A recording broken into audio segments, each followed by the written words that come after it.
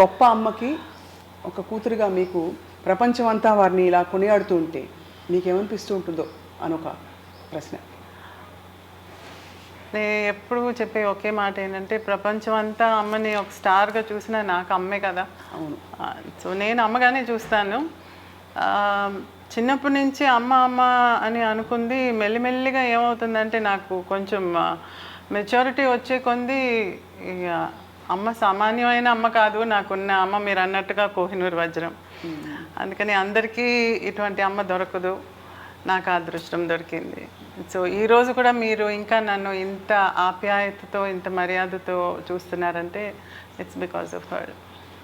And it's also of course వారి ఆశీస్సులు, వారి కుమార్తెగా మీకు, బట్ ఆల్సో మీ వ్యక్తిత్వం ఎంత నమ్రతతో, ఎంత ప్రేమతత్వంతో మీరు ఎప్పుడు అందరినీ పలకరిస్తారు.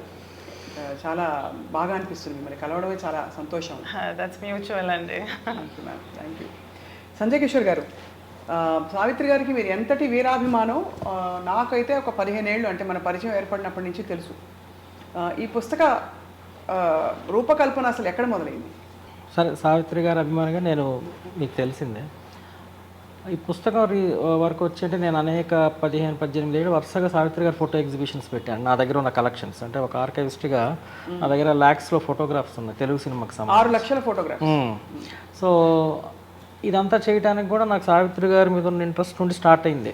అంటే సావిత్రి గారి మీద చిన్నప్పుడు టీవీలో చూడటం, వారిని చూస్తే ఏదో కనెక్షన్, అంటే నాట్ హీరోయిన్ అట్లా కాదు, ఎక్కడో ఏదో జన్మలో ఓ బంధం ఉంది అన్నట్లు ఉంటారు ఆవిడ. అవును. ఆ కనెక్షన్ వల్ల ఏంటంటే నేను ఈ కళారంగంలోకి రావటం, సినిమాకి సంబంధించి రీసెర్చ్ చేయటం, చాలా సేకరించటం చాలా లక్షల్లో, అలాగే మా బుక్స్ వేయటం, ఇవన్నీ చేస్తున్న ఈ ప్రక్రియలో ఒకరోజు విజయ చాముండేశ్వరి గారు, అంటే వీరితో కూడా 2 దశాబ్దాల పైగా పరిచయం, ఎప్పుడు కూడా చెన్నై వెళ్తే వీరింటికి వెళ్తూ ఉంటా. అలా ఒకసారి హైదరాబాద్ వచ్చినప్పుడు అడిగారు చాముండేశ్వరి గారు, ఇట్లా ఇవాళ వరకు కూడా మహానటి సావిత్రి గారు మన మధ్య ఉన్నారంటే ఆవిడ మహానటి కాబట్టి, మహానటి అంటే గొప్ప నటి కాబట్టి, నటిగా ఆవిడ ఏంటి అనేది ఇప్పుడు ఈ జనరేషన్ కానీ వచ్చే జనరేషన్స్కి కానీ తెలిసేలాగా ఒక బుక్, నిలిచిపోయేలాగా ఒక బుక్ ఉండాలి, అది నువ్వు చేస్తే బాగుంటుంది. ఎందుకంటే నీ దగ్గర అథెంటిక్గా అంత ఇన్ఫర్మేషన్ కానీ ఫొటోస్ కానీ రచించే ఒక శక్తి కానీ డిజైన్ చేసే శక్తి అన్నీ ఉన్నాయి కదా. కాబట్టి దీనికి మించి అమ్మకి వీరభక్తుండే కాబట్టి నువ్వు చేస్తే బాగుంటుంది అని విజయ చాముండేశ్వరి గారు నాకు అవకాశం ఇచ్చారు. సో నేను ఒక 3 years కష్టపడి బెస్ట్ 47 మూవీస్ తీసుకొని రీసెర్చ్ చేసి అనేక విషయాలు, అనేక ఫోటోగ్రాఫ్స్ని మళ్ళీ కొత్తగా సేకరించి ఈ పుస్తకం వేయటం జరిగిందండి. ఇది ఒక్కొక్క ఫోటోగ్రాఫ్ ఒక్కొక్క పాట పాడుతుంది. కరుణించు మేరీ మాత శరణంటి మేరీ మా, అదే కదండి ఈ పాట. అవును. అసలు ఎంత చక్కటి ఫోటోగ్రాఫ్స్, ఆ హావభావాలు ఎవరైనా పలికించగలుగుతారా సంజయ్? అవును. అసలు అంత ఫీస్ట్ లాంటి ఈ పుస్తకం, ఈ పుస్తకంలో మీరు పొందుపరిచిన విశేషాలు ఏవైతే ఉన్నాయో వాటిని, అంటే కొత్త విషయాలు చెప్పారా, సినిమాకి సంబంధించిన విశేషాలు చెప్పారా, లేకపోతే వారి పాత్ర ఎలా ఉందో అది? విజయ చాముండేశ్వరి గారు చాలా స్ట్రిక్ట్గా కొన్ని రూల్స్ చెప్పారండి. ఒకటి ఏంటంటే, ఇప్పుడు నీ రాసే శక్తి ఉందని నువ్వు రాసుకుంటూ పేజీలు వెళ్తే ఎవరు చదివే వాళ్ళు ఉండరు ఇప్పుడు. సో క్లుప్తంగా చెప్పటం, అంటే ఏ సినిమా గురించి అయినా 2 pages మించి చెప్పొద్దు. తర్వాత చెప్పినప్పుడు ఒక సినిమా తీసుకున్నప్పుడు సినిమా స్టోరీ గురించి కొంచెం చెప్పాలి. అక్కడ నుంచి ఆవిడ పాత్ర విశేషాలు, అప్పుడు ఏమైనా జరిగిన సంఘటనలు, ఇవన్నీ మనం కవర్ చేయాలి. సో ఆ స్టోరీ కూడా సావిత్రి యాంగిల్లోనే చెప్పమన్నారు. అంటే సావిత్రి గారి యాంగిల్ ఎట్లా అంటే, ఇప్పుడు గుండమ్మ కథ ఉందనుకోండి, గుండమ్మ కథ అనగానే ఎస్వి రంగారావు గారు ఒక జమీందారు, ఆయనకి 2 కొడుకులు ఉంటారు, ఈ 2 కొడుకులకి గుండమ్మ గారి కూతుర్లు అని ఇట్లా వెళ్తుంది స్టోరీ. ఇక్కడ ఏంటంటే సావిత్రి గారి నుండి స్టార్ట్ అవ్వాలి స్టోరీ. సావిత్రి గారు ఒక గయ్యాళి అమ్మకి సవతి కూతురు, ఆవిడకు ఒక అదే సవతి మీన్స్ సిస్టరు, ఇట్లా స్టార్ట్ అవ్వాలి. అంటే సావిత్రి గారి యాంగిల్ నుండి సినిమా స్టార్ట్, అంటే స్టోరీ అంతా చెప్పగలిగి అందులో విశేషాలకు వెళ్ళి అచ్చంగా సావిత్రి గారినే మనం మొత్తం చేస్తూ వెళ్ళాలన్నమాట. సో ఆ విధంగా ఇవన్నీ పరీక్షలు నాకు, అంటే జనరల్గా స్టోరీ రాసుకుంటూ వెళ్ళడం వేరు. సో సావిత్రి గారి యాంగిల్లో స్టోరీ చెప్తూ ఇంకా మీరు చదివితే అందులో సావిత్రి గారి మైన్యూట్ ఎక్స్ప్రెషన్స్ గురించి ఆవిడ ఎందుకు అంత గొప్ప నటి అనేది ఇవన్నీ చాలా డీటెయిల్గా చెప్పా. చాలా అద్భుతం అసలు. అంటే అవి సేకరించడమే చాలా విషయం.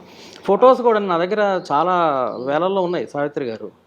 ఇది చివరికి మిగిలేది. చివరికి మిగిలేది బహుశా ఇది ప్రేమ. కాదు కాదు కాదు ఇది ఇది వేరే. అంటే ఆవిడ చివరిలో పిచ్చిది అయిపోతారు హాస్పిటల్ నర్సుగా నవ్వుతూ నవ్వుతూ ఏడుస్తూ లాస్ట్లో మళ్ళీ ఆ సీన్ అండి. అది one of the best films. అవును. అంటే ఇందులో చూడలేకపోయాం సావిత్రి గారిని చివరి. విజయ చాముండేశ్వర్ గారు అమ్మ అన్ని రకాల పాత్రలు నటించారు కదా. మీరు ఫస్ట్ ఆఫ్ ఆల్ అన్ని 200లకు పైగా సినిమాలు చూసేసి ఉంటారు కదా, చూడలేదా? నేను అస్సలు అమ్మ సినిమాలు చూసేదాన్ని కాదు. ఎందుకంటే హాలిడేస్ టైంలో నన్ను షూటింగ్కి తీసుకెళ్ళేది. ఆ సెట్లో చూసి ఎంతసేపు గ్లిజరిన్ వేసుకును, లేకపోతే ఏడవను, పెద్ద పెద్ద డైలాగులు చెప్పను, ఇవి ఎక్కువ చూశాను. నేను చూడలేక బయటకు వచ్చేసేదాన్ని. అప్పుడు అమ్మ వచ్చి పక్క సెట్లో ఏదైనా జాలీగా ఏదైనా డాన్సులు గిన్సులు ఉంటే అక్కడ పోయి చూడమని చెప్పి పంపించేసేది, లేకపోతే నేను విజయ స్టూడియోస్లో ఆడుకుంటూ ఉండేదాన్ని అనమాట. సో అమ్మ సినిమా అంటే ఏడుపు అనేది పడిపోయింది నాకు తల్లో, నేను చూడను. ఒక్కసారి మాత్రం అమ్మ ఫోర్స్ చేసి నన్ను ఒక మూవీకి తీసుకెళ్ళి తెగ ఏడ్చి నేను బయటకు వచ్చేసేటప్పటికి ఇంకా నేను అడగనులే అని చెప్పి వదిలేసింది అమ్మ కూడా. సో గంగాకి లహరే అని చెప్పి ఒక హిందీ మూవీ చేస్తే అందులో నన్ను మా అక్క నారాయణిని తీసుకొని పోయి షూటింగ్కి బాంబేకి తీసుకెళ్ళారు. మేము ఆడుతూ అక్కడ ఉన్నాము, షూటింగ్కి తీసుకెళ్ళింది. ఏదో ఒక సీన్లో అమ్మ బ్రిడ్జ్ మీద అలా నడిచి వెళ్తుంటే అలా చూస్తుంటే గబుకుని దూకేసింది నీళ్ళలో. సూసైడ్ సీన్ ఏదో. మని ఏడ్చి ఇంకా గందరగోళం, జ్వరం వచ్చినంత పని అయింది నాకు. అమ్మ స్విమ్ చేసుకుని వచ్చేసింది బయటికి, అది వేరే సంగతి. She's a good swimmer. కానీ అటువంటివన్నీ చూసినప్పుడు నాకు అప్సెట్ అయ్యేది. సో నేను చూడనంటే ఆఖరికి నిదానంగా నేను చూడగలిగిన మూవీ ఏంటంటే మీ అందరికీ తెలిసిందే మాయాబజార్, గుండమ్మ కథ, మిస్ అమ్మ. ఇటువంటి సినిమాలు కొంచెం జాలీగా ఉండే, నవరాత్రి అందులో రకరకాలుగా ఉంటుంది, మరి ఆ పిచ్చి హాస్పిటల్ పాట, అవన్నీ చూసి చాలా జాలీగా ఉండే మాత్రం చూసేదాన్ని. ఇప్పుడు మా ఆయన పెద్ద ఫ్యాన్ అండి అమ్మకి. అందుకని ఆయన అమ్మ సినిమాలు చూడకుండా ఉండలేరు, రోజు ఏదో ఒకటి వేసి చూస్తూనే ఉంటారు. ఏదైనా ఒక మంచి సీన్ వచ్చినప్పుడు మాత్రం నన్ను ఫోర్స్ఫుల్గా తీసుకొచ్చి కూర్చోబెట్టి చూడు, ఆ ఎక్స్ప్రెషన్ చూడు, ఇది చూడు, ఆ కదలిక చూడు, ఆ కళ్ళు చూడు, ఈ ఎక్స్ప్రెషన్లో, ఈ యాంగిల్లో అని చెప్పి అన్నీ ఎక్స్ప్లెయిన్ చేసేవారు ఆయన. అప్పుడు నేను కొంచెంగా లేదు ఇంత పొగుడుతున్నారు అందరు అమ్మని, నేను చూడాలని కొంచెం ధైర్యం తెచ్చుకుని కొద్దిగా చూడటం మొదలు పెట్టాను అనమాట. అదర్వైజ్ అమ్మ సినిమాలు చాలా వరకు నేను కంప్లీట్గా అంటే ఫుల్ అండ్ ఫుల్గా కూర్చొని చూడటం అనేది కొంచెం తక్కువ.